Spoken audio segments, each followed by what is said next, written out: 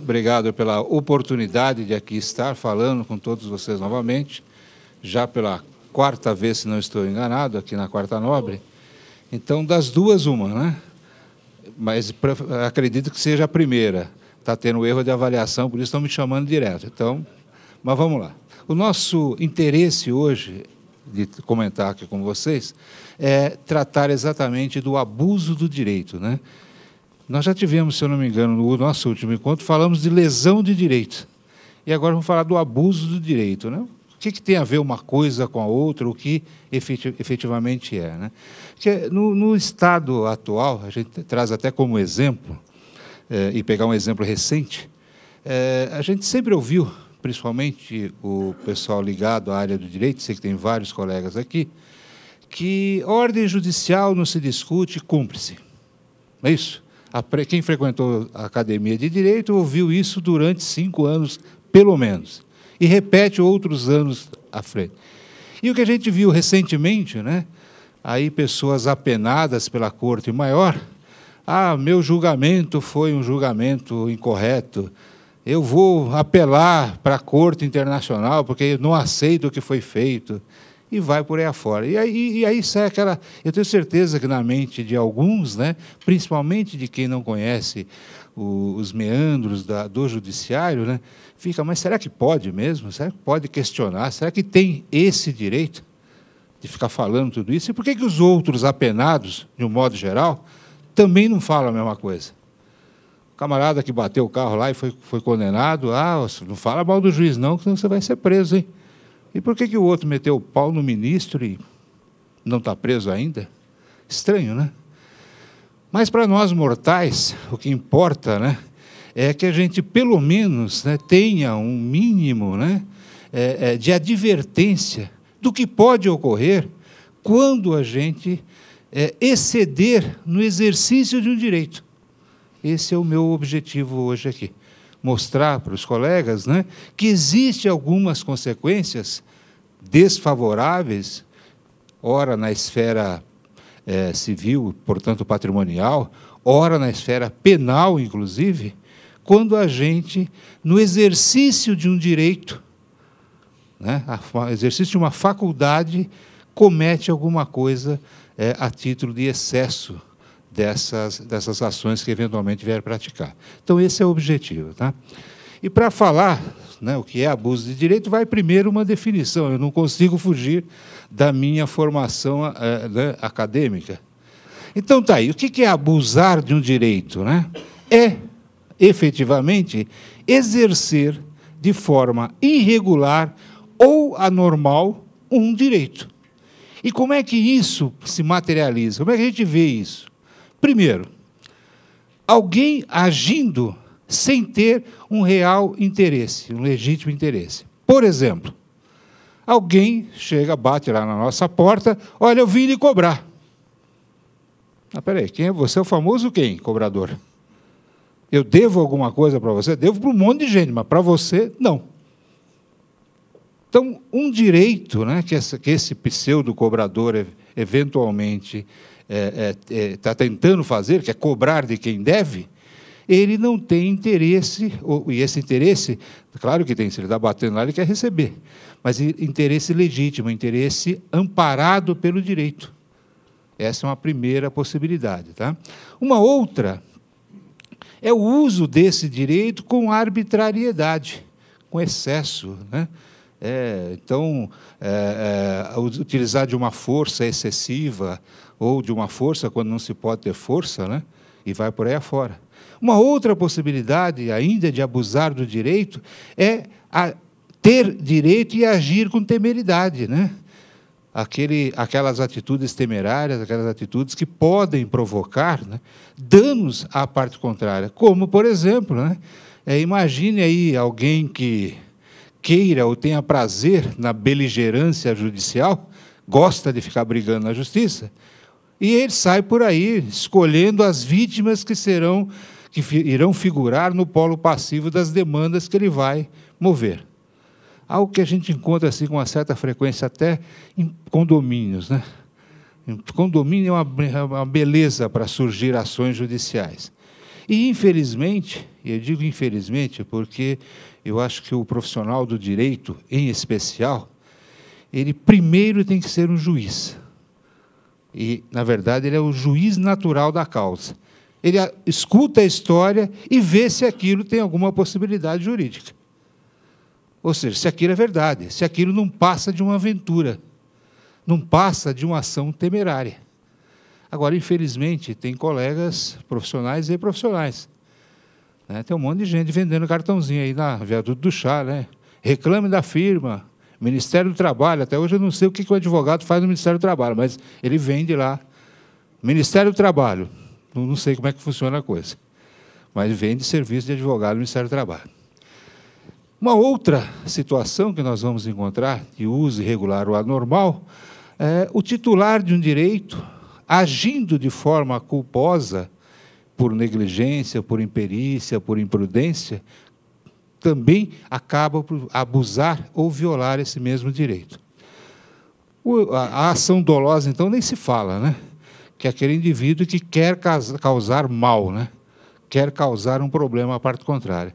E o que nos interessa fundamentalmente é que todas essas ações, quaisquer que sejam os nomes que venham a ser dado a elas, têm por objetivo, né, ou podem ocasionar prejuízos de ordem física, moral ou patrimonial a pessoas, outrem, às pessoas que eventualmente vierem a ser atingidas por essas ações ou por esse exercício irregular do direito. Está claro, né? Podemos até parar agora e já ir direto para o coquetel, né? Já foi o coquetel. Então, podemos ir para nossas casas. Era só isso que eu ia falar, hein? Alguém tem dúvida, pergunta? Acabou, então, hein? Eu vou dar o telefone no meu escritório e vamos que vamos, né? Bom, vamos a alguns exemplos. Vamos ver se eu consigo. É força, né, Samuel? Então, tá. Promover uma ação judicial, por exemplo, né, sabendo que não tem o direito reclamado. Eu vou cobrar aqui o colega com a sua graça. Macedo. Vou cobrar o Macedo, acione ele na justiça e sei que ele não me deve nada. Mas vou causar um belo problema para ele. Ele vai ter que contratar um advogado, se defender, provar que não deve, provar que nem sabe quem eu sou. Né? Ah, mas aí o que vai acontecer? Você vai perder. Sim, mas e o quanto ele gastou? Também tem isso, né? Sim, mas você já teve o primeiro prejuízo. Você concorda? O grande problema, com a sua graça, viu, Jaime? O grande problema é que quem vê a primeira agressão nem sempre é quem vai assistir a resposta dada. Então, viu eu cobrando. Jairo, né? Macedo, você me deve. Todo mundo ouviu. Aí, daqui a pouco, ele me dá, todos vão embora, fala, puxa, o Macedo está devendo para o cara que está falando lá, caramba, que coisa chata, tal. Aí todo mundo vai embora e falou, Macedo, desculpa, era só um exemplo. Falei, tá, agora como é que eu explico para todo mundo que eu não devo nada para você? Então, esse é o grande problema. Por isso que, de vez em quando, a gente vê um pedido de direito de resposta sendo publicada no jornal, e a reclamação é que seja publicado com o mesmo ênfase, ou a tutela jurisdicional dada, né, é que aquela resposta seja dada no mesmo ênfase, no mesmo tipo de jornal, mas, mesmo assim, quem lê o jornal chamando o camarada de ladrão, provavelmente não pode ficar fora daqueles que leram a resposta de que ele nada deve. E aí? Quando passar, você é o cara do jornal, hein? Vai ser difícil ele provar que, não, olha, eu falei, fui lá na primeira página, mas eu não li a sua resposta, eu só li a acusação. Esse é um primeiro problema. Então, a temeridade é isso, tá? Alguns exemplos para que a gente entenda, né, fundamentalmente, o que vem a ser esse excesso, notadamente para quem não é da área, né, para que depois a gente chegue no nosso problema processual. Então, a gente sempre ouviu falar, uma legítima defesa justifica qualquer ação. Não é bem assim a coisa. Primeiro que a lei penal, artigo 25 do Código Penal, diz que será considerado tecnicamente uma legítima defesa quando for utilizado moderadamente. E esse moderadamente admite, é um termo extremamente subjetivo, né, o plurívoco, melhor dizendo, que cabe muita coisa.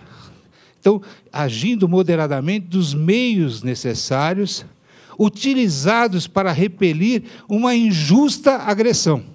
Porque se a agressão for justa, não tem legítima defesa. Bateu e revidou, e aí por isso que bateu. Isso não é legítima defesa, a segunda. Hein? A segunda ação não será legítima defesa. Porque primeiro ele provocou. Entendeu? Então, isso é um grande problema, né? E aí, eu trago alguns exemplos, né, que a gente vê aí no dia a dia, né, principalmente na esfera penal. Por exemplo, agredido com uma arma branca, uma faca, sacou do seu 38 e deu um tiro no peito do camarada. É legítima defesa? Não. Claro que não. A faca ia fazer só um furo. O revólver fez um furo e atravessou e matou o camarada.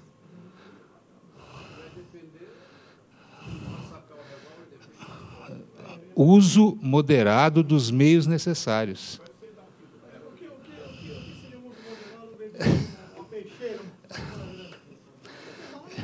Vou dar um pouco outro. O problema é exatamente esse. A lei, né, e nós já vamos dizer daqui a pouquinho qual é a consequência. Tá? Vamos pegar ainda um outro exemplo, já volta a peixeira de quase 1 metro que o colega mostrou lá. Contra o coitado do 32zinho e tal, né? O 22 era a arma. Um perito em artes marciais, ou um boxer, né? Um boxeador, o soco dele, tecnicamente, na área do direito penal, equivale-se a um golpe de arma branca. Um soco do Maguila, na época que ele era alguma coisa, era como se tivesse uma facada de alguém. Acho que um pouquinho mais, né? O soco dele era um pouquinho mais, né? Por aí, a coisa era um pouquinho mais grave, né? Bom, outra situação ainda, né? Bom, acho que passou demais aqui. Uma outra situação que a gente vai encontrar ainda, né? Nós temos lá, segundo o direito natural, né? O direito à vida. Todos nós temos direito à vida, né? Tanto é que não tem nenhum local, não está escrito em nenhum lugar na legislação, no direito positivo nosso, que nós temos direito à vida. Porque é um direito natural. O direito natural não precisa estar escrito em lugar nenhum. Direito de respirar, não está escrito em lugar nenhum, que todo mundo tem direito de respirar.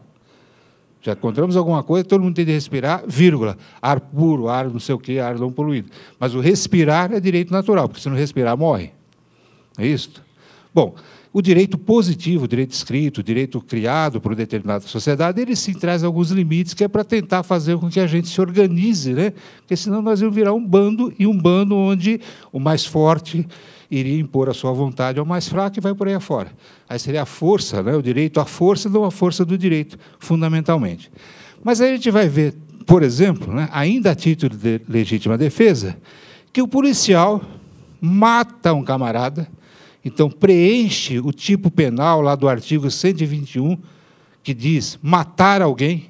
Não está escrito em nenhum lugar falando, ó, você que matou é policial, aí não acontece nada. Você que morreu é bandido, aí não acontece nada. Não está escrito nada disso. Só está dizendo lá que um dos crimes mais sérios que nós temos, contra a vida, obviamente, é matar alguém.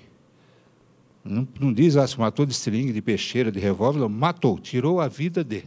Ponto. Mas, caramba, o policial mata e não acontece nada? Porque ele age, né? O policial age segundo uma previsão legal, que ele tem o dever de coibir uma determinada ação que nós, sociedade, não queremos. E no momento em que ele está coibindo essa ação, se ele precisar usar determinados métodos, ele nada vai responder. E nesse método, lá no confronto, né, o bandido atirou nele, ele atirou no bandido, morreu o bandido. Que sorte, ainda bem. Mas não foi uma pessoa que perdeu a vida? Né? Sim. Mas por que não acontece nada? Por que não pune? Porque existe, né, a tal da legítima defesa e do uso moderado.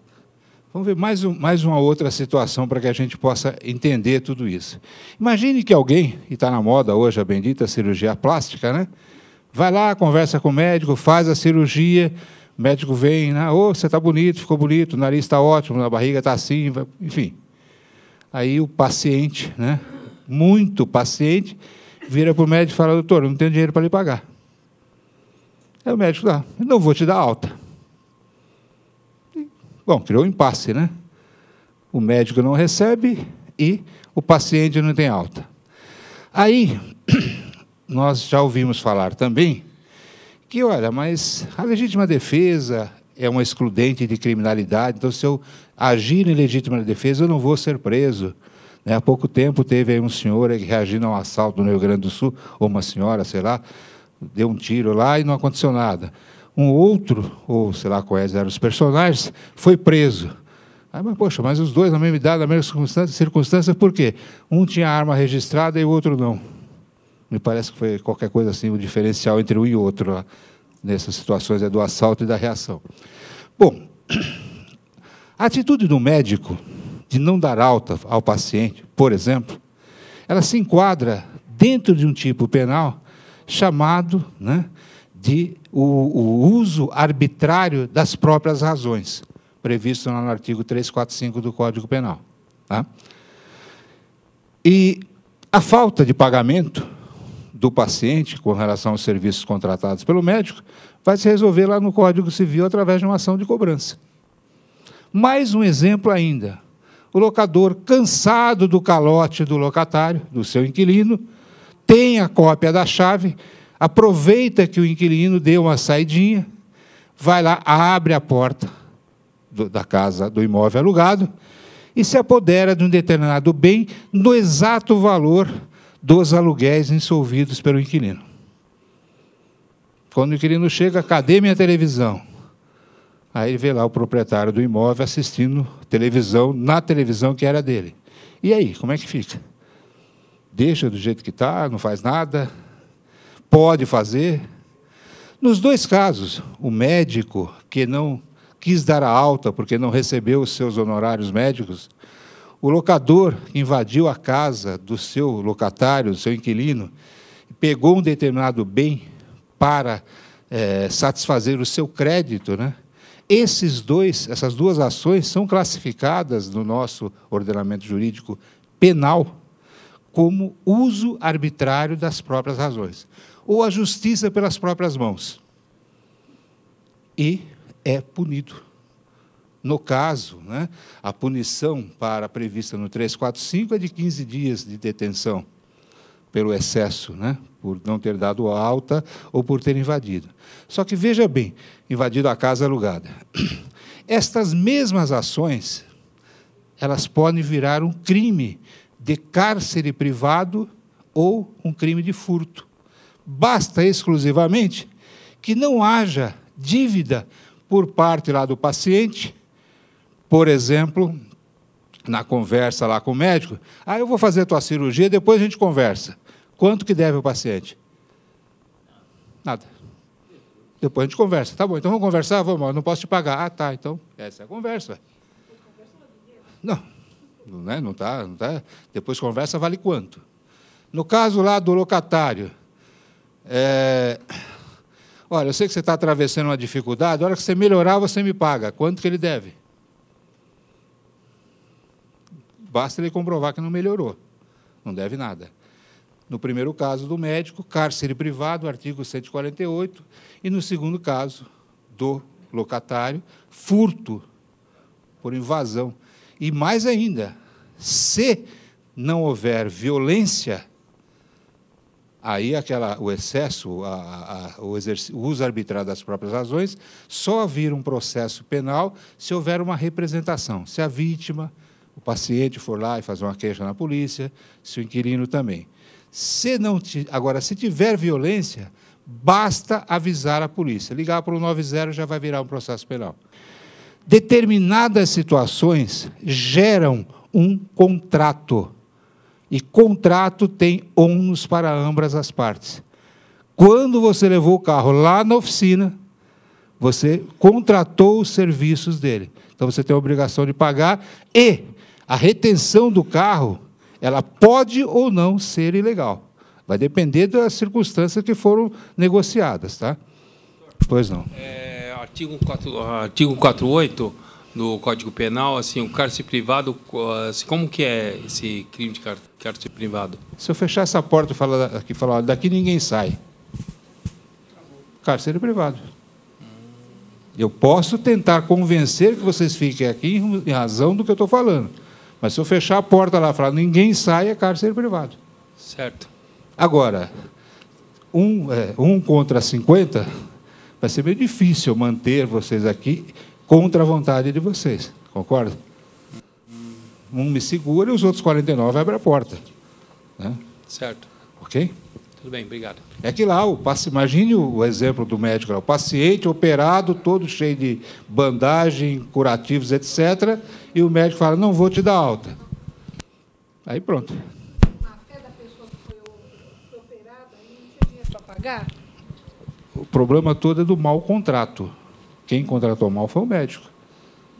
Ele que ficou sem as garantias. E, de qualquer forma, ele tem direito de ser ressarcido, mas não tem direito de exceder a esse direito de cobrar. Ele tem um crédito patrimonial, que não é pago com a privação do direito de ir e vir do devedor. E não se conta, então, a má-fé da pessoa que quis Na operar, na esfera civil, ela pode ser apurada. Na esfera civil. Olha, não me pagou e sabia, etc., isso me gerou um dano. É algo a ser provado. Mas o simples fato de não ter com que pagar, em princípio, não gera essa má-fé, não. Tá? Ok? Bom, outro exemplo em que de excesso ou de abuso do direito, imagine o Macedo, meu devedor. Eu cansei de ser devedor, então agora eu sou credor. Tá? Meu devedor, e a obrigação que ele tem que prestar, nós devemos tomar alguns cuidados, porque a obrigação, o segundo o Código Civil, ela pode ser reclamada no domicílio do devedor, então é uma obrigação chamada de quesível, ou no domicílio do credor, chamada de portável. Qual que é a diferença entre uma e outra? E isso interessa muito para a gente, notadamente na administração de imóveis. Se nada for pactuado no contrato, a obrigação é reclamada no domicílio do devedor. Então, eu, credor, tenho que ir no domicílio do meu devedor na data do vencimento e pedir o meu crédito. Macedo, me paga. Ok? Agora, se nós combinamos contratualmente, olha, todo dia X você vai no meu escritório e me paga, onde essa dívida tem que ser paga? No meu escritório, eu não posso bater lá na casa dele, mas cedo eu vim te cobrar. Eu falei, mas não é aqui que eu vou te pagar. Ah, mas hoje é dia 10. Tá, mas dia 10 eu tenho horário comercial, eu tenho horário que estabeleceu no contrato, sei lá, para te pagar. Agora são 9 horas da manhã, agora eu não te devo. Será que não deve? Não? Não mesmo? Por que não? Porque você tem um compromisso de pagar. Você só deve a partir do momento que você é inadimple. E quando é que dá o inadimplemento? A partir do vencimento da prestação. Exatamente isso. Agora, temos que tomar um cuidado, porque dever ou pagar é direito ou obrigação? O Macedo tem o direito de pagar ou o dever de pagar? Não. Primeiro ele tem o direito. O devedor tem o direito de romper essa relação jurídica que existe entre nós até a data do vencimento. Depois do vencimento, tem que pagar com boleto bancário. Até que hora eu posso pagar? E não existe internet. A internet mudou toda a relação. Até às 16 horas, 16h01, ele passa a ter a obrigação de pagar. Logo, eu tenho o direito de cobrá-lo. Veja a diferença, que nós temos que tomar um cuidado bastante sério com relação a isso. Porque se eu cobrar fora do meu direito, eu estou violando o direito dele. E quem viola direito alheio, comete ato ilícito. Nós vamos ver daqui a pouquinho que ato ilícito é resolvido onde? Em sede de responsabilidade civil, indenizando o prejuízo causado. É isso. Depende do local que você tem que pagar. Se for um boleto, e por isso que eu disse que não existe internet, porque a internet ela não tem limite. Tanto é que agora, com os boletos bancários, eles passam a ser considerados vencidos em D+1. Porque até às 23h59 eu posso pagar na internet e estou pagando no dia do vencimento. Mas quando era só banco, então era 16 horas. 16h01 eu podia tocar lá nele, Macedo, cadê meu dinheiro? Ele ia sacar o recibo, está pago. Não, então mete a mão no bolso e me paga, porque você está me devendo. E eu não estava cometendo nenhum excesso. 15h59. Ele ia virar para mim e falar, eu não lhe devo nada. Tem o ainda, né? Pois não. E os aluguéis, qualquer coisa que é vinculado com um depósito bancário, esse é limite até as 14 horas ou pode ser até... Da mesma, entendeu, né? Sim. Qualquer pagamento, por exemplo, tá que pode ser feito via transferência eletrônica de recursos, com o advento da internet, passa a ser 23h59. Tá bom. Salvo se houver no contrato dizendo no horário bancário, ponto, é 16 horas. Então tem que tomar muito cuidado ao criar a obrigação, e cuidado maior ainda ao cobrá-la, senão vai ter dor de cabeça. Tá? Bom, a outra, então o Macedo tenta me pagar e eu falo, eu não vou receber, não. Você vai ficar me devendo, eu quero que você fique me devendo essa obrigação. Eu não quero receber. Numa outra possibilidade, abre-se uma sucessão que ocorre com mais frequência, deve para o Zé da Silva. O Zé da Silva morreu. Quem é que vai receber? Tudo isso por um pequeno detalhe. Para fugir daquela máxima, né, que é verdadeira, de quem paga mal, paga duas vezes. Se o pagamento deveria ser feito ao Zé da Silva, mas o Zé da Silva morreu, quem pode dar um recibo dando quitação? Antes disso, vamos lá, calma. Quem pode? Somente alguém que tenha a legitimidade de representar aquela pessoa falecida. E como é que isso ocorre? Só se houver a abertura de um inventário e alguém chamado inventariante passa a ser o representante legal daquela pessoa desaparecida. Aí ele pode assinar um recibo. Bom, mas eu não sei se o Zé da Silva, se os familiares do Zé da Silva, primeiro, não sei se ele tem família, segundo, não sei se abriu o inventário. E eu não quero incorrer em juros e mora. O Macedo, mais um outro exemplo. A dívida que o Macedo tem para comigo era uma dívida que eu falava, Macedo, você vai me pagar dia 10, tá? Tá. Ok. Onde essa dívida vai ser paga? Esse é o acordo que nós temos, esse é o contrato. Você me paga dia 10, X. Ok. Onde reclamar? No meu escritório ou no escritório dele? No escritório dele. Toda vez que não combina o local para pagar, é no local mais favorável para o devedor. Pois é, hoje, dia 10, está lá o Macedo, 8, 9, 10, meia-noite, ou 23h59, ele parado no portão com a notinha de R$100 para me pagar. E eu não apareço. E aí ele fala, bom, não vou pagar mais?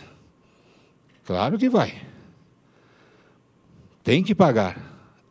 Ou ele vai falar, não, mas será que ele perdoou? Aí ele começa, né? Será que ele morreu? Aí não vai aparecer para cobrar? Começa a imaginar um monte de coisa, né? Afinal de contas, ele rezar, como disse o colega lá bem. Bom, o problema todo é o seguinte, o Marcelo fala, não, eu não quero ficar devendo nada para esse camarada. Mas ele não apareceu aqui para cobrar. Posso ir lá no domicílio dele e pagar? Pode. Só que eu posso falar, não vou receber.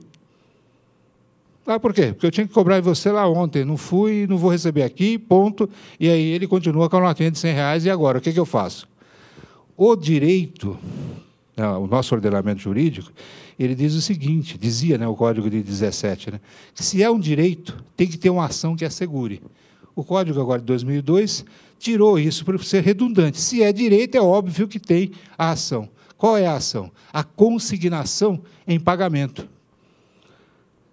Agora, veja bem, no dia 10, o Macedo falou que eu não vou ficar esperando esse camarada aparecer aqui. Vou lá no juiz entrar com a consignação em pagamento. contrata lá o advogado, é advogado e entra com a ação. Qual será o resultado da ação? Improcedente. Por quê? Porque no dia 10 ele não tinha o direito de pedir quitação dessa dívida.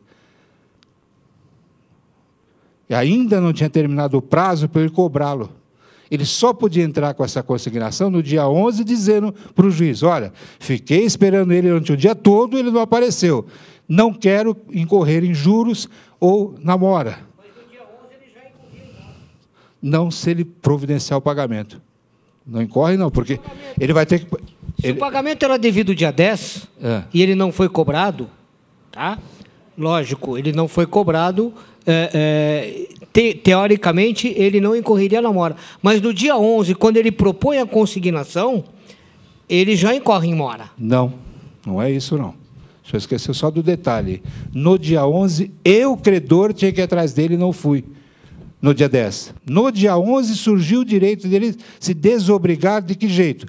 Ou me procurando e pagando, ou ir na justiça falando, olha, fiquei esperando lá e não vim me cobrar. Está aqui os R$100, não quero ficar devendo para ele. Essa é a diferença. Tá? A consignação é isso que ela reclama. Para entrar com a consignação, você tem que ter o direito de pagar e o credor não quer receber ou você não sabe para quem pagar. Apareceu 10 caras aqui me cobrando. Eu só devia para um. Vou pagar para um dos 10, 9 vai continuar me cobrando. Então, não pago para ninguém e entro com a consignação para que quem for credor que vá lá receber do juiz. Ok? Se for dívida de dinheiro, pode fazer direto no banco, Caixa Econômica Federal, Banco do Brasil, etc. Se for entrega de coisa, aí vai ter que fazer judicial. Aí é que está, os bancos não estão aceitando a consignação. Olha, é só questão de bater o pé e exigir. É direito. Está escrito na lei. O banco é obrigado, principalmente o Banco do Brasil.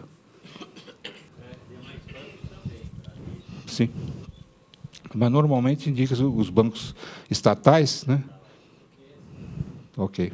Os bancos privados me parece que andaram querendo algum caso, mas os bancos estatais não. Tá? Bom, então, só devemos tomar o seguinte cuidado, né? Para exercer um direito, só tenho que tomar cuidado de não exceder nesse exercício, para que o meu ato não seja classificado como arbitrário, como excedente àquilo que eu devia. Tá? E no Código Civil, há previsão para uma legítima defesa? Legítima defesa mesmo? Posso agir para defender um direito? Tem uma única previsão no Código Civil. Tratar no livro 3, Direito das Coisas, né? E da posse, efetivamente com relação aos efeitos da posse. E é algo que raramente a gente vê, que é o seguinte, ó, o possuidor é todo aquele que estiver na posse de alguma coisa, efetivamente, né? Ele tem o direito de ser mantido na posse em caso de turbação, restituição no caso de esbulho, ou segurado no de violência, se tiver justo receio de ser molestado. E, parágrafo 1º, né? O possuidor turbado ou esbulhado tomou, né? Fui lá, tomei o telefone dele, né? Ele poderá manter-se ou restituir-se por sua própria força, contando que haja imediatismo. Então, acabei de passar a mão no telefone do colega, aqui, né? Tirei o telefone da posse dele e peguei. Ele pode reagir de imediato. Agora, não pode, tem que tomar cuidado que esses atos de defesa não podem ir além do indispensável para reaver a coisa. Teve lá um imóvel invadido. Posso retomar meu imóvel sem chamar a polícia? Pode. Mas por que ninguém faz isso com os M da vida, aí, os 100 da vida? Porque você vai fatalmente vai chegar num confronto. E, tendo o confronto, você vai se exceder. Você vai ter que revidar uma agressão. E o camarada lá está dizendo que ele, sem nada, ele tem direito a não sei o quê. Então, pelo sim, pelo não, é melhor chamar o Estado juiz, né? Ele sabe como dosar a força. O Pinheirinho, lá de São José dos Campos, parece que pôs por terra essa capacidade de dosagem de força. Mas é um problema do Estado, não do dono do terreno. Mas o dono do terreno poderia contratar meia dúzia lá de halterofilistas e faz sair daqui. É possível fazer isso? Sim. O grande problema é que existe o tal do excesso. E no excesso você vai ser punido. Como é punido lá no crime? Então, se você tinha lá reagiu a uma agressão com uma arma branca, com uma arma de fogo, o excesso será punido. Você é um lutador de artes marciais e resolveu, numa troca de tapa, lá, deu um soco qualquer em alguém, você o agrediu com uma arma branca. É excesso, pois não? Um lutador habilitado. Se for, aí está extremamente caracterizado. Agora, o fato de se você conseguir provar que ele é um lutador habilitado, participou do campeonato, não sei o quê, já é um perito. Entendeu? Pode. Eu sou faixa preta em judô. Então, acontece, eu sou faixa preta em judô. Quando eu tirei a faixa preta, eu tinha 16 anos. Eu fui tirar, fui fazer ficha na polícia. Por quê? Porque eu era perito em artes marciais, que eu poderia usar contra alguém. Eu treino artes marciais desde os 4 anos de idade. Eu nunca quis passar da faixa verde e, recentemente, peguei a roxa porque eu fui obrigada. E eu já passei por 2 situações de assalto. E, nas 2, eu reagi. Na última, eu nem sei se o cara ficou vivo ou morto, porque eu passei com o carro em cima da perna dele. Ele disse que era foragido do presídio e que ele não tinha medo de nada nem de ninguém. Então, criou-se essa situação. Eu acho que ele está vivo e acredito que ele não tenha ido prestar queixa, mas como fica a sua situação diante disso? É muito complicado para quem sofre agressão também, sendo homem, mulher, ou seja como for, porque você reage com uma força, vamos dizer assim, você reage com uma força normal, você desarma o sujeito, tudo bem, você desarmou, mas mesmo desarmado, um homem é mais forte que uma mulher, você não pode dar a chance do sujeito levantar, que se levantar, você está... Desde que não seja a senhora, né? Se ele tentar levantar, ele vai entrar bem, né? Ou ele ou eu. Não tem muita situação. Aí você vai para uma delegacia de polícia, você tem endereço, você tem telefone, você tem um local onde você trabalha, e o sujeito simplesmente não tem nada. Aliás, às vezes, nem o nome dele que ele dá ali na hora é dele. Com a sua graça? Sandra. Sandra, o grande problema é que existe um quadro teórico que a gente tem que apreciar, existe um quadro real. A título de exemplo, ontem eu assisto televisão com controle remoto, e efetivamente remoto. Tá? E numa das passagens lá, por exemplo, mostrava uma coletividade que prendeu um ladrão, prendeu, amarrou, etc. E enquanto a polícia não chegava, alguém ia lá fazer uns carinhos para ele. O camarada amarrado, imobilizado e chutinho. E filmou.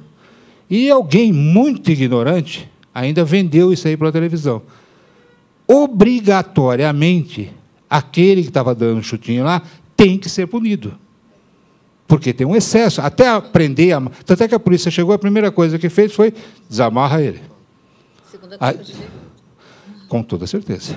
Porque teve uma vítima. Mas o cara é ladrão. O cara é ladrão. Tá, ok. Prendeu, aguarda chegar a autoridade. Daí para frente, o que você fizer, você vai responder, que é o que a lei diz. O uso moderado é uma coisa. O excesso, você responde. Eu não saberia te dizer, no teu exemplo, o que é excesso e o que não é. Tá? Então, por exemplo, um camarada ameaçou atirar, você tocou o carro em cima, aí, realmente, eu não saberia te dizer como é que alguém iria analisar isso e dizer que você se excedeu ou que você tinha que ficar lá esperando para levar o tiro. Com relação ao citado, a comunidade de Pinheirinho, é o maior exemplo que nós temos hoje de formação de máfias e cartéis de invasores de terrenos. A comunidade começou pequena, foi justamente feita uma apelação para a justiça à época, para que fossem removidas as poucas pessoas que estavam lá. Inclusive, todas elas têm o mesmo estado de origem, à exceção daquelas que nasceram na própria comunidade. E isso se espalha por todo o estado de São Paulo. Não sei em outros estados como é. Mas existem verdadeiras indústrias da invasão. E a justiça realmente é muito morosa no sentido de se tomar alguma providência, e o que acabavam sendo 2, 3 barracos acaba virando um negócio de 5, 6 mil famílias pela própria morosidade da justiça. Sem contar a exploração política. Ok. Geralmente e existe uma máfia bem específica que atua aqui na periferia de São Paulo, dado por um certo partido, e é composta por 3 irmãos preferenciais, principalmente na Zona Sul. Só vamos fazer, só para que a gente não tenha problema, vamos deixar as perguntas ao final, mas Samuel, como a última que havia pedido e foi interrompido, mas depois a gente volta. Ao final, aí eu respondo todas. Pode falar. Doutor, o esbulho possessório tem um prazo para você tentar reaver essa posse? Na verdade, o que existe é o seguinte: a qualquer momento pode. O que vai ocorrer é se judicialmente, se ele for menos que ano e dia, você consegue o eliminar. Mais que ano e dia, o processo ele tem um rito ordinário. Então, não tem liminar, quem estiver lá vai ficar até que o juiz se convença que ele tem que sair. Então, não tem nada a ver com essa história de que a polícia fala, não, mas ele já está lá há mais de 24 horas, não só o Estado agora. Não, na verdade é o seguinte, esse esforço próprio, a gente está entregando para a polícia fazer. E a polícia não tem esse papel. Tá? A polícia, você invadiu minha casa. A lei diz que você, o possuidor, só você, mas era meia dúzia, tá? Então você pode chamar mais 5. Chamou 6, você tem excesso. Porque você foi agredido por 5. Então era você e mais 4. Você chamou 6, está sobrando 1. Você concorda? Excesso de legítima defesa. É isso que eu quero chamar a atenção. E a lei vai pegar exatamente isso. Você estava onde? Aí eu botei lá a meia dúzia e fiquei no portão. Mas era você que tinha que ir lá. A lei diz que é você. Tá bom, obrigado. Tá? Ok? Senão nós vamos ter que quebrar, ainda falta alguma coisa. Diga, Sandra. Você mora numa casa, você vai passar seu fim de semana fora, você mora numa casa, você vai passar férias fim de semana fora. Quando você chega, a sua casa foi devidamente tomada. Isso não caracteriza a invasão de domicílio? Sim. Veja, o problema é exatamente isso. Uma coisa é o crime e a invasão... como é que eu vou te dizer aqui? Vai. É ser turbado. Então, invadi o seu domicílio, cometi um crime, ponto. Quem vai resolver isso é a polícia. Aqui a lei diz o seguinte: a sua casa invadida, se você tem o direito, se quiser, de, mediante força própria, tirar o invasor. É só isso. A lei diz, não, se você chegar lá, pegar ele pelo pescoço e botar lá fora, você não cometeu delito, porque você exerceu o seu direito de ser remetido na posse por força própria. Do contrário, aí eu acho que vai sair briga aqui, deixa eu buscar o judiciário. Aí bota o oficial de justiça, bota a polícia, bota quem quiser. Tá? Ok? Vamos lá. A título de curiosidade, ainda falando de excesso de direito, né? Nós tínhamos aqui uma realidade no nosso país, até 1900, o advento do Código de Defesa do Consumidor, em que o devedor recebia lá no seu domicílio último aviso de cobrança. Agora você vai para o protesto. Agora você está ferrado e vai mais alguma coisa. Ontem eu acessei essa informação para confirmar se ela era atualizada. Na Espanha, é a sede desse serviço, é o cobrador del FLAC.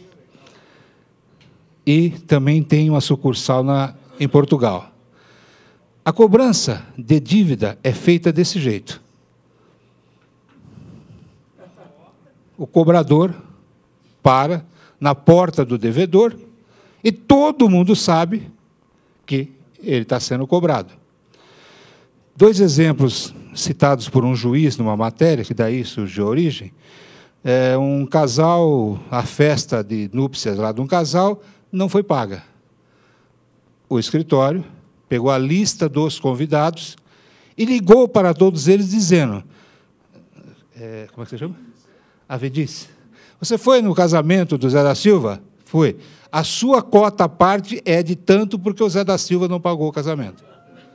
Ligou para todos e, no dia seguinte, recebeu o pagamento. Porque aí o Avedice ligou para o Zé da Silva e falou, ou você paga ou devolve o presente. Porque se eu tiver que pagar, além de tudo, você vai ter que devolver o presente. Imagina o dano, né, que isso provocou. Então, um exemplo citado que é uma das estratégias que eles fazem.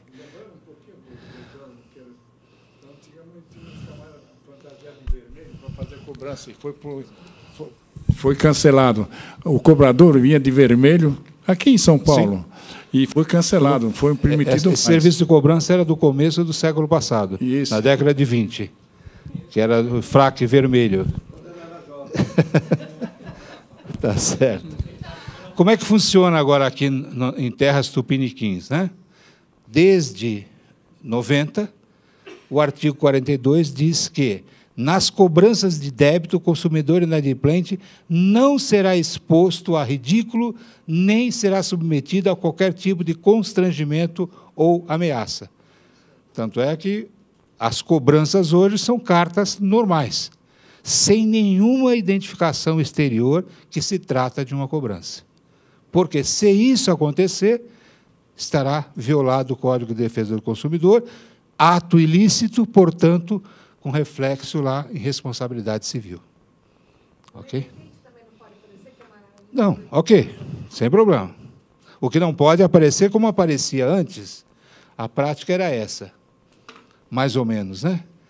Última chance para pagar, aviso de cobrança amigável, dívida vencida e não paga. Isso vinha em letras garrafais no envelope para constranger o devedor e todo mundo ficar sabendo que ele está devendo. E aí, quem sabe, receber. Tanto é que, quando pegava o domicílio profissional, o emprego, né, normalmente ele não pagava mesmo, porque era demitido, né, dependendo do cargo. A prática hoje é utilizada pelos bancos, salvo o melhor juízo, que reclamam uma ficha negativa, né, dos cartórios de protesto em determinados cargos, principalmente que envolvam valores, caixa, tesouraria, etc. Mais por uma questão de repente, o camarada vai pagar a conta com o dinheiro do outro, né? Acho que esse é o cuidado. Tá?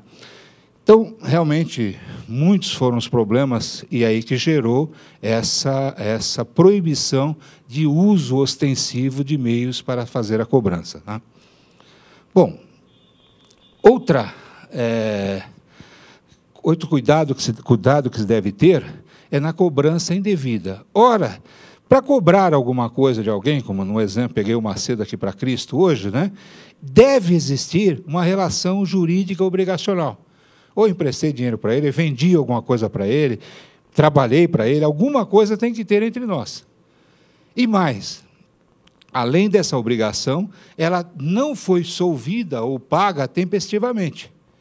Porque depois que paga, entreguei o recibo para ele, que é o termo de quitação, o recibo de pagamento, aquele recibinho, recebi a quantia de, tecnicamente, é termo de quitação de obrigação. Você, de posse daquilo, não pode ser incomodado pelo credor numa outra cobrança, sob pena de receber em dobro aquilo que está sendo reclamado. E se você, puxa, paguei ou não paguei, deixa eu pagar de novo, e depois descobre o recibo, tem direito à repetição de indébito. As companhias concessionárias de serviço, com gás, com não sei o quê, de vez em quando apareci com gás, com água, com luz, com os cons da vida aí. Você está devendo janeiro de 2000 e nada. Você, puxa vida, paguei, não paguei, cadê o recibo? Eu jogo fora todo final de ano. Aí surgiu a lei obrigando, estadual, né? Obrigando que os fornecedores de serviços mandem, no início do exercício, uma carta quitando o ano anterior. E aí você pode jogar os recibos. É direito, tem que reclamar isso aí. Tem que reclamar, hein? Mas automaticamente, perdão, automaticamente é como se estivesse quitado o ano todo. Sim. Mas o problema é isso. Eles não cumpriram, veja a dificuldade. Você tem o direito de receber uma carta. O fornecedor do serviço não mandou a carta, você então tem uma confissão tácita de que nada deve.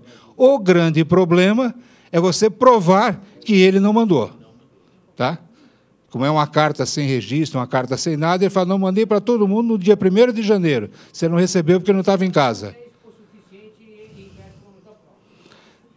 Tecnicamente, o problema todo é que tecnicamente é uma coisa. Até você conseguir isso, inversão de ônus da prova é em sede de processo judicial. Você já está com uma bruta dor de cabeça. Senão, não vai funcionar. E essas senhoras que estão mandando agora, o banco não dá mais a chancela no recibo, dá num papel que ele gasta com o tempo, ele se apaga. E como é que fica o camarada pagador? Não, por isso que os prestadores de serviço, etc., na relação normalmente de serviço, há essa carta liquidando, porque esse documento ele perece com o tempo. Então, a gente tem que pedir nesse caso. É mais para evitar dor de cabeça, depois tirar você tem que se defender, etc. Tirar o xerox, não tirar xerox, não. Liga lá para lá e te cadê minha carta de quitação? Aliás, agora, com a informatização solta, né, a maioria desses serviços disponibiliza o acesso mediante o código, você tira a carta lá direto. Você entra lá no seu código de cliente e já pega a sua carta de quitação. Tá? Só chamando a atenção para tomar cuidado, se for cobrar, verifique efetivamente se não foi pago. Porque, se foi pago, você vai ter que devolver para aquele que foi cobrado em dobro por força do Código do Consumidor. Uma outra prática também, muito cuidado a gente tem que ter, é com relação às cláusulas contratuais. Na verdade, fazendo um parênteses, né? Só deve existir contrato formal onde se quer se preservar determinadas situações. Por exemplo, na locação de imóveis, é obrigatório o contrato por escrito? Não. Não, verbal. A única obrigatoriedade na locação é a fiança que tem que ser escrita. Porque a lei diz que a fiança tem que ser interpretada restritivamente por aquilo que você se obrigou. Você se obriga pelo que está escrito. Se eu alugar o imóvel do Macedo aqui, alugamos aqui na Boca, vale? Claro que vale. A lei diz que vale. Só que aí não posso pedir determinadas garantias. Por exemplo, é um imóvel comercial. Posso pedir a renovação compulsória? Não. Porque o primeiro requisito da renovação compulsória é contrato escrito. Tem o contrato? Não, aleguei verbal. Outra coisa, no contrato verbal, pode ser rescindido mediante pré-aviso de 30 dias. Acabei de alugar. Ele fala, olha, eu quero meu imóvel. Daqui a 30 dias eu tenho que devolver. Porque é contrato por prazo indeterminado. Se fosse por prazo determinado, ele ia ter que me engolir, desde que eu cumprisse a minha parte. Então, o grande cuidado nos contratos é, primeiro, o contrato ele tem que ser elaborado de tal maneira que ele preserve aquilo que foi negociado. Porque, se tiver que ser discutido judicialmente, aí vão ser analisadas algumas questões, como, por exemplo, tá? Para valer o negócio jurídico, quem contrata tem que ser capaz. Então, verificar a questão da idade, verificar a questão da capacidade civil é pré-requisito. O objeto, aquilo que vai ser contratado, fazer, construir, derrubar, locar, tem que ser um objeto lícito. Não posso, por exemplo, comprarei tudo aquilo que você conseguir trazer de contrabando. Não posso fazer um contrato por escrito desse tipo de coisa. Tá? Então, a licitude do objeto tem que ser clara. Né? Compra o carro que você conseguir roubar. Não é possível. Tá? É só contrato não escrito. Tá? A coisa tem que ser determinada ou determinável. O que é coisa determinada ou determinável? Então, é este controle remoto. Ou, isso é determinado, é este, eu vou descrever, caracterizá-lo. Ou pode ser, numa cláusula, dizendo o controle remoto que o Samuel trouxer. Então, aquilo que ele trouxer, a hora que ele trouxer, é isso que eu tenho que entregar. Por exemplo, o que ocorre na indústria pesqueira, em que os barcos são lançados ao mar e o dono lá do porto, lá do depósito, contrata, tudo que você conseguir pescar, eu pago. Aí, se eu não pescar nada, não vou te pagar nada. Concorda? Agora, se você pescar uma baleia, eu vou ter que engolir a baleia. Porque eu disse tudo que você conseguir pescar. Tá? É o contrato determinável no momento do cumprimento. Eu quero voltar para o porto, olha, está aí, ó, essa baleia amarrada aí foi o que eu pesquei. Pode ficar com ela. Faça o que você quiser com ela, mas você vai pagar. Ok? Bom, Estou dando só um salto com relação a isso, fundamentalmente para responder à questão do contrato escrito ou não. Então, diz o artigo 128 do Código Civil, que se a lei não disser em contrário, por exemplo, a transmissão dos direitos relativos aos bens imóveis somente será feito mediante escritura lavrada em cartório próprio. Transfiro direitos com um contrato particular? Não. Mas todo mundo faz um contrato particular? Todo mundo faz um contrato de promessa de transferência e uma das cláusulas está lá. Passará a escritura quando pago, quando não sei o quê, e vai por aí afora. Mas a propriedade continua em nome de quem estiver registrado. Eu consigo até registrar um contrato particular, mas não transfiro, registro a promessa nele contida, mas não transfiro a propriedade. É essa a previsão do 108, que ele diz que a escritura pública será essencial para a validade dos negócios que visem a constituição, transferência, modificação, renúncia de direitos sobre imóveis com valor superior a 30 salários mínimos. Então, somente teremos contrato quando a lei exigir que se tenha um contrato. Fora isso, vale o nosso contrato aqui boca a boca? Vale. E qual lei que disciplina esse contrato? A lei geral.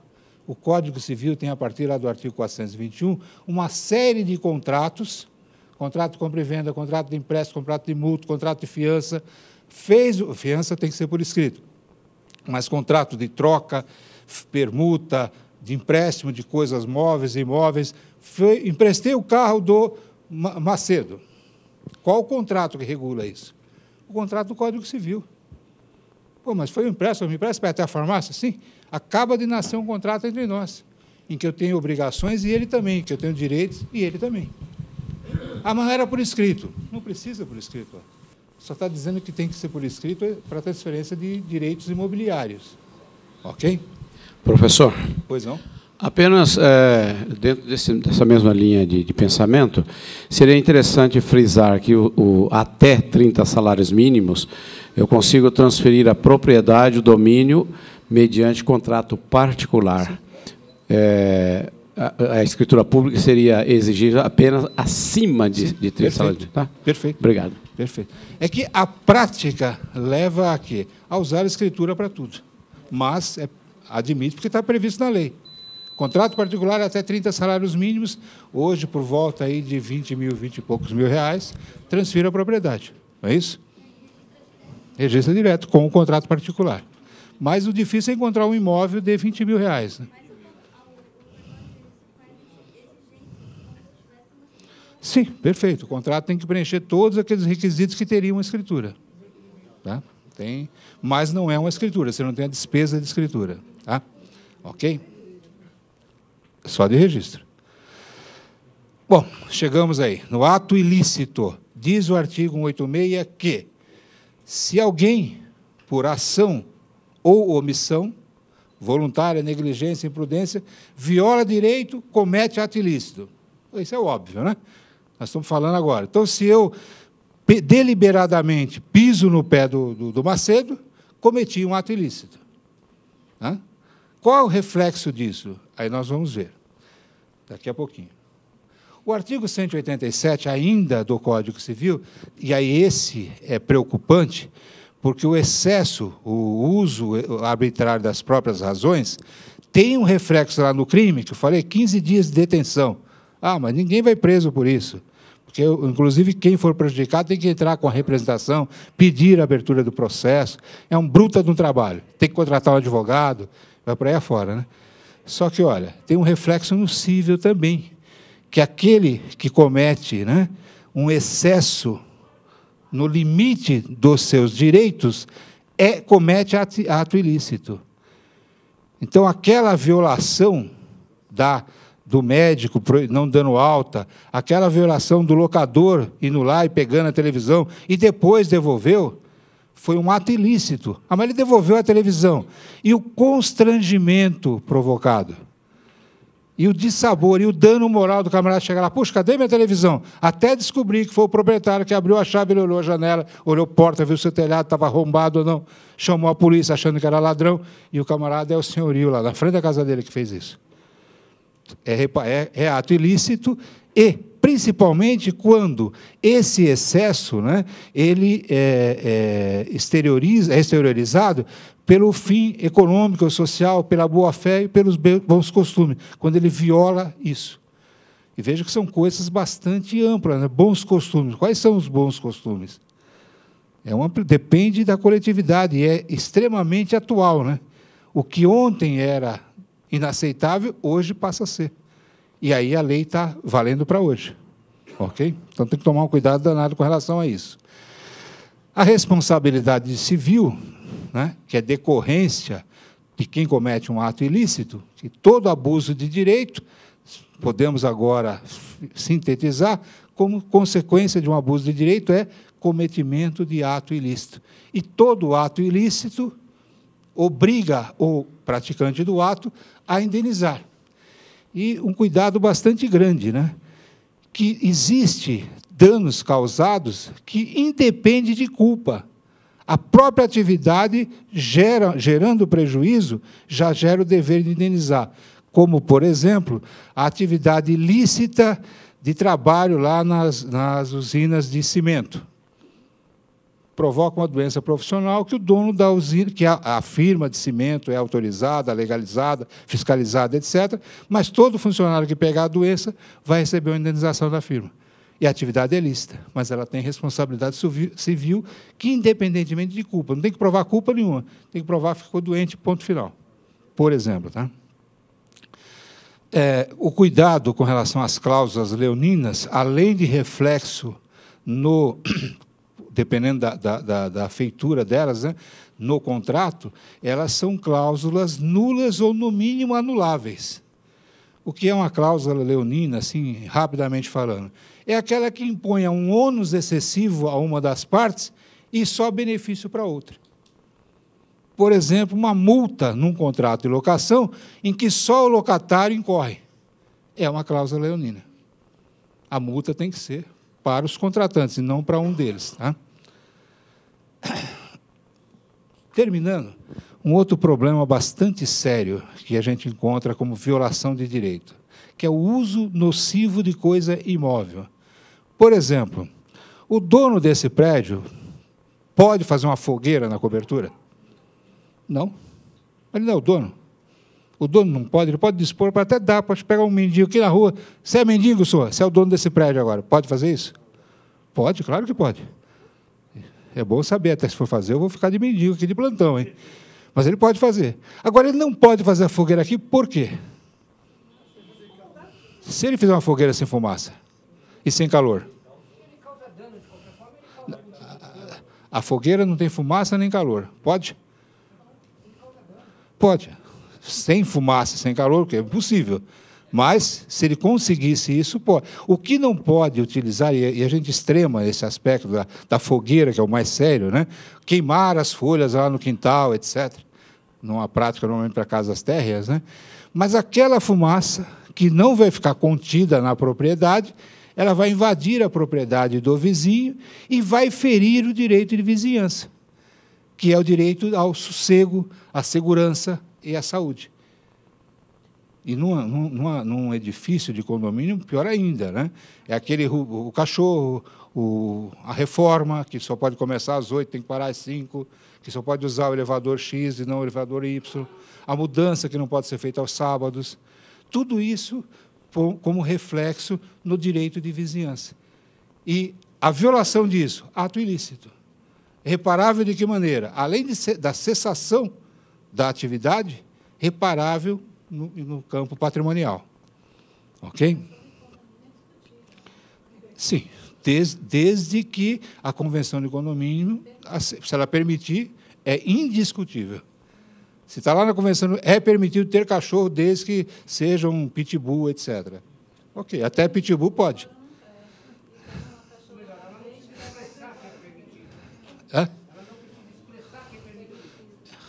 Tem que... que é, não é proibido, tudo, aí o princípio é exatamente esse.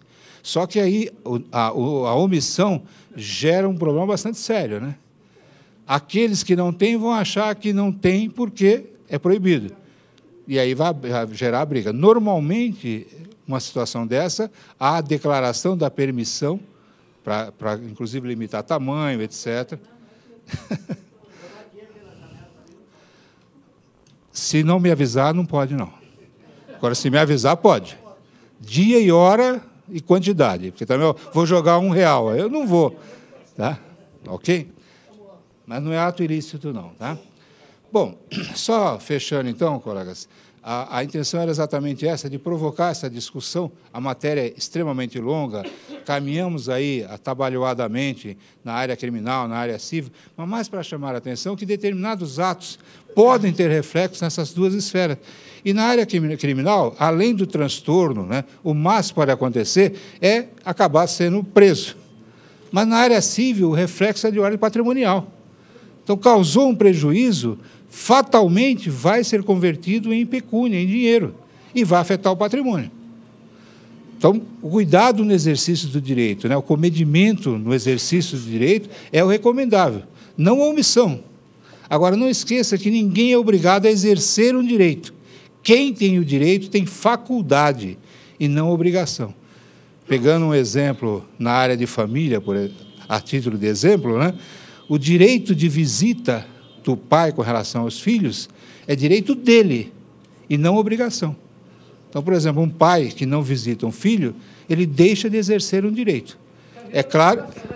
Não entendi. O problema todo é que existe lá no Código Penal um outro artigo que defende a criança dizendo que, se houver o abandono afetivo, é crime.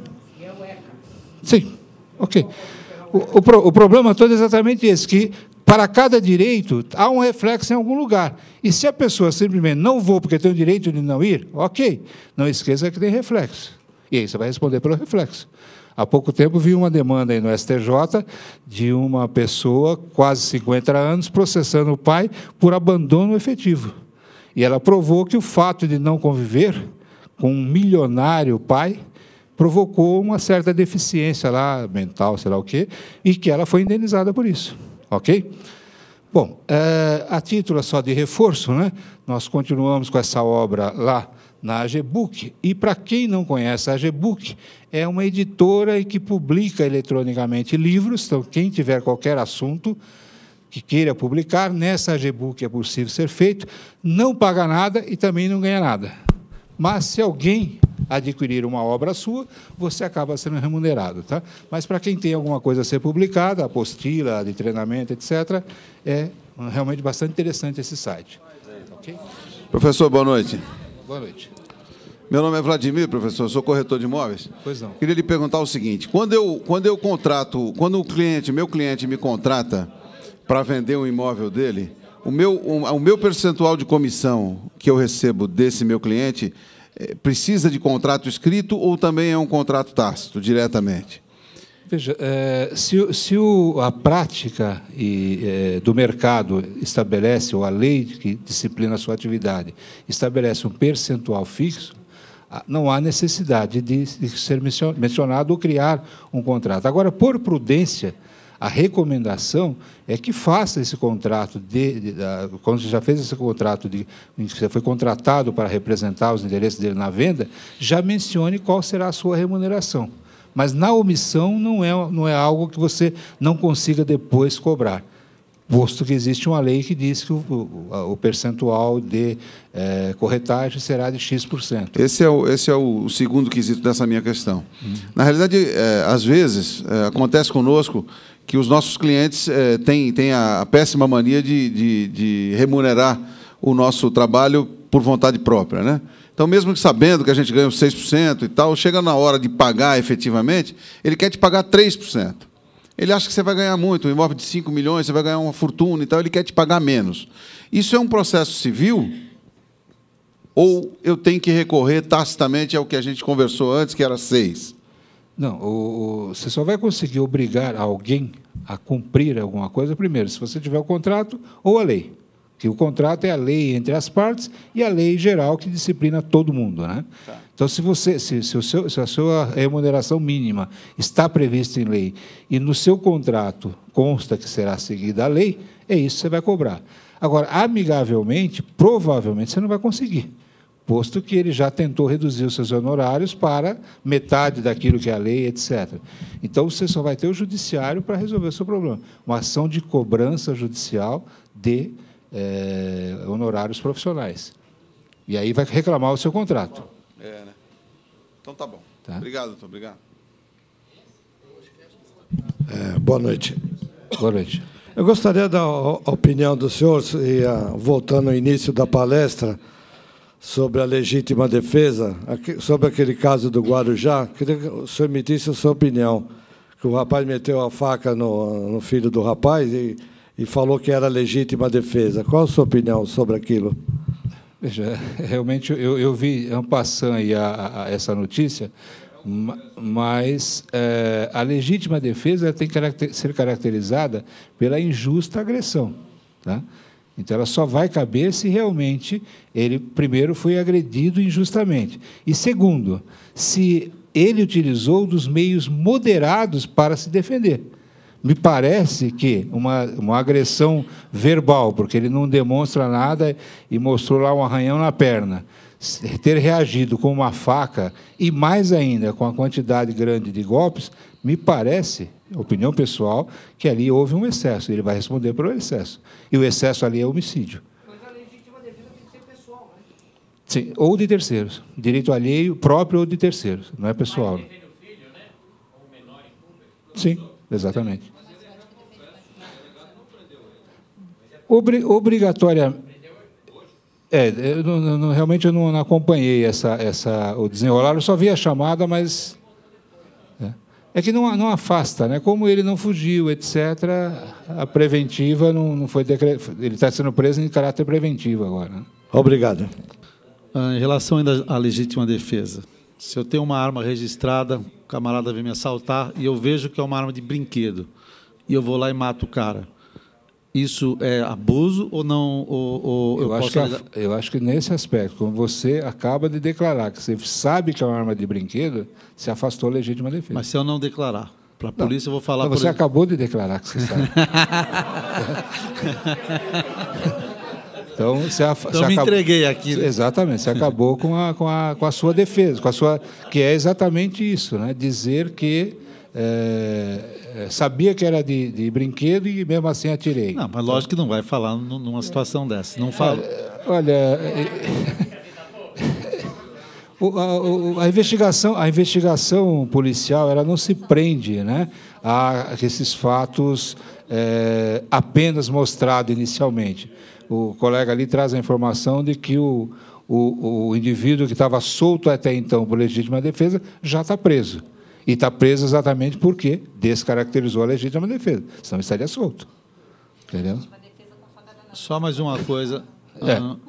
Só uma outra questão agora no final da palestra. Aquele artigo 108 que o senhor fala de escritura pública para passar a propriedade. Uhum. Até tive uma discussão com meu filho que faz direito, ele não entendeu quando ele acha que não é. E quando a pessoa compra com financiamento, aquele contrato é o particular. Certo. E tem força de escritura. Uhum. Não confunde aí com o artigo? Não, é que o financiamento, né, a legislação que disciplina o financiamento, ela criou essa exceção. Né? Isso é um a regra geral é o do Código Civil. Pública. Aquela situação do financiamento, porque, na verdade, o contrato de compra e venda, você pode ver que ele tem um cabeçalho de... Então, ele tem lá, é um contrato de compra e venda com venda do imóvel para o agente financeiro, alienação fiduciária, dizer, na verdade, e com um mútuo, é um contrato misto ali, né? Ele tem um contrato de empréstimo, porque o banco não vende imóvel, o banco não tem imóvel lá na gavetinha, o banco tem dinheiro. Então, ele dá dinheiro, deixa você escolher o imóvel, aí ele dá o dinheiro para você comprar o imóvel, você vende o imóvel para ele. Mas ele não tem imóvel para vender, ele tem dinheiro para vender. É isso. Tá bom, obrigado. Sim. Voltando à questão do recebimento da comissão. Pois não. Fica meio um mix naquilo que eu vou perguntar. Sempre fomos orientados no seguinte, a fazer da comissão parte da transação. Ou seja, existe um total a ser recebido e, deste total, uma parte é a comissão. Ou seja, a efetiva contratação ou consecução do contrato, ou a questão que ficaria pendente para que houvesse a feitura da escritura, seria o pagamento da comissão, fazendo constar ela no contrato como parte dele. Ou seja, o imóvel vale 300 mil, a comissão está especificada em 6%, 6% desses 300 mil. E a escritura, então, vinculada ao total dos pagamentos. Então, isso não seria uma forma de se defender o pagamento da comissão, já que ela consta do total do valor do imóvel, sendo o pagamento a parte desse ou em função do pagamento deste? Sim, o exemplo que você deu, incluindo nas condições para a efetivação do negócio, o pagamento da escritura, da comissão do agente, né? Me parece que o que vai acontecer, mesmo que seja feita uma escritura, e essa escritura venha a ser registrada, a efetivação da transferência ela está condicionada à comprovação do pagamento da comissão. Sim. Então, mesmo que ele registrou lá na matrícula do imóvel, mas a totalidade não será transferida enquanto ele não fizer a prova do pagamento. Cabendo, então, ao corretor a possibilidade, inclusive, de impugnar aquela transferência por falta de cumprimento. Isso, quer dizer, o comprador não vai ser dono enquanto ele não comprovar que pagou o corretor. Então, dentro daquilo que a gente está chamando de direito e de obrigações, fazendo constar como parte do contrato, inclusive de contratação do serviço, a forma de pagamento, o corretor estaria muito mais protegido ou efetivamente protegido do que simplesmente fazer um acordo de boca e não colocar isso especificamente na contratação dos serviços dele. Sandra, eu até costumo dizer o seguinte, a título de brincadeira, mas é bastante sério, né? Na fase do namoro, tudo é bom e tudo é fácil ser contratado. Então, quando é que se contrata a comissão do corretor? Naquela fase inicial. Depois que o negócio está consumado, aí vai ficar caro pagar 6%. Não, eu até estou fazendo a pergunta para a forma, porque é uma coisa que o Salvediz, por exemplo, que já me conhece há bastante tempo, é uma coisa que efetivamente eu faço. Eu vim fazer essa pergunta para o senhor em função da pergunta do primeiro colega. Porque existem muitos colegas que eles têm um trabalho enorme, buscam o imóvel, fecha e não recebem. E não recebem por quê? Porque na hora que deveriam ter colocado, na fase do namoro em que está se procurando e que existe desespero pelo imóvel, aquela coisa toda, eles não colocam no papel valor de comissão, forma de recebimento, não colocam nada disso. Muitos, inclusive, não pedem autorização do proprietário para fazer a venda ou fazer a locação do imóvel e, principalmente, o que pode gerar um processo é a divulgação desse imóvel em meios de comunicação, quer seja jornal, internet, fotografar esse imóvel. Pelo lado de dentro, requer autorização do proprietário, mas, pelo lado de fora, requer autorização do síndico, porque está fotografando o condomínio, áreas comuns. Sim. Então, tem uma série de coisas que, às vezes, os nossos colegas perdem por conta disso. Sim, por isso, pergunta. Você está correta, realmente. Olha, mas o que eu quero chamar a atenção é o seguinte, quando a gente disse que não há a necessidade, disse o seguinte, que quem deixa de fazer o contrato se submete à vontade da lei. E a lei é para todos. Essas particularidades, a lei não tem previsão. Não está escrito lá na lei, por exemplo, que você tem que pegar autorização. Aí a pergunta que vai ser feita é, tem autorização? Não. Então, você vai responder por isso, porque você praticou algo que não poderia ser feito.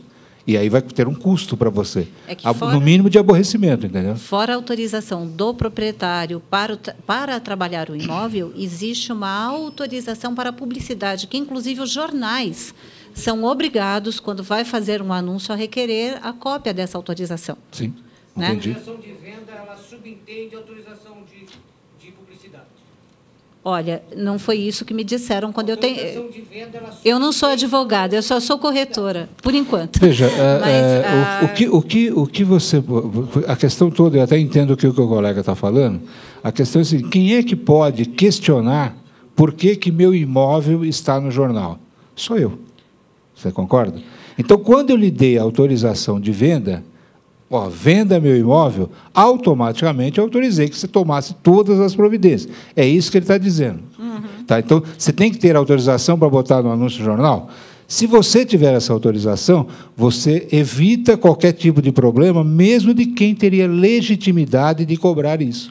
Agora, se você não tiver, o máximo que vai acontecer, você vai ter que fazer a prova de que você tem autorização para vender e que você avisou que era isso que ia ser feito. A autorização fotográfica, eu já tive problema quando entrei num condomínio, que eu tive autorização do proprietário para fotografar o imóvel, e o imóvel subtende-se não só a área privada, mas também a área comum. E o síndico me falou que, por questões de segurança, ele não poderia me permitir fotografar essas coisas todas do edifício, que é uma questão de segurança do prédio. Entendi. Então, assim, não é só uma autorização que envolve o proprietário, que é dono de uma unidade, porque a área comum, na realidade, independe do proprietário, existe uma norma condominal.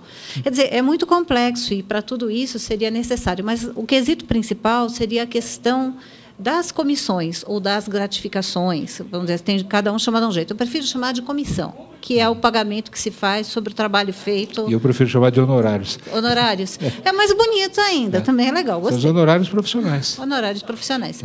Mas o que acontece é o seguinte, muitos corretores, às vezes, não recebem esses honorários, quer de locação, que às vezes as partes se atravessam e encontram entre si, um dá 3% de desconto, o outro fecha.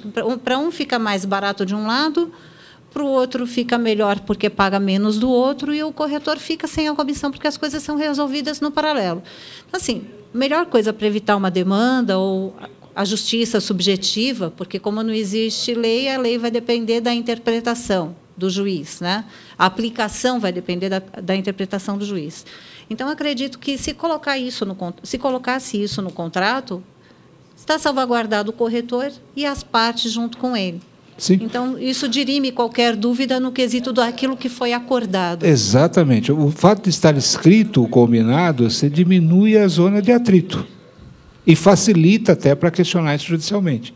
Porque do que foi combinado, o que não foi cumprido. Né? Agora, quando a coisa está na verbal, você tem que fazer prova, aí já é mais difícil. É mais complicado. Muito obrigada. Boa Obrigado. noite. Eu sou o Jaime Jorge. Uma perguntinha que está muito no nosso meio.